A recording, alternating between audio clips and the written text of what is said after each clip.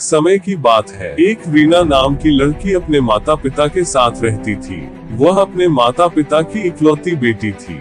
उसके माता पिता उससे बहुत प्यार करते थे, इसलिए वह जो भी मांगती थी उसे लाकर देते हैं। इतने ज्यादा पैसे नहीं कमा पाते थे, लेकिन फिर भी वह अपनी बेटी की हर इच्छा पूरी करते थे। एक दिन रीना ने अपने पापा से कहा कि पापा, मेरी चप्पल पुरानी हो गई है, क्या आप मेरे लिए नई चप्पल लाओगे? पिता ने अगले दिन नई चप्पल लाने का वादा किया। पिता अगले दिन नई चप्पल लेकर आए। रीना नई चप्पल देख बहुत खुश हुई और चप्पल पहनकर पूरे दिन मोहल्ले में उछल कूद करती रही। शाम को वह घर आए और चप्पल उतार कर सो गई। अगली सुबह रीना वह चप्पल नहीं पहनती है और अपनी पुरानी चप्पल पहनकर खेलने चली जाती है। मम्मी से कहकर जाती है कि मम्मी, मुझे ये चप्पल पसंद नहीं है, मैं अपनी पुरानी चप्पल ही पहनूंगी। उसकी ये बात उसके पापा सुन लेते हैं। रीना बाहर खेलने भाग जाती है। रीना के पिता उसके पीछे गए और उसे अपने पास बुलाकर कहा कि बेटा, अगर तुम्हें नई चप्पल नहीं पहननी थी तो तुमने क्यों मंगवाए और तुमने उसे कल पूरे दिन पहनकर रखा, अब हम इसे वापस दुकानदार को भी नहीं दे सकते। रीना कहती है कि पापा, मैंने ये चप्पल मम्मी के लिए मंगाई थी, क्योंकि उनकी चप्पल टूट सी गई है और वह खर्चे के डर से कभी अपने लिए नई चप्पल नहीं मांगती है, इसलिए मैंने वह चप्पल कल पूरे दिन पहनकर रखी ताकि मम्मी उसे वापस करने का न बोल सके। अपनी बेटी की ये बात सुनकर पापा बहुत गर्व महसूस करते हैं और दरवाजे पर खड़ी मम्मी भी बेटी की बात सुन रही थी।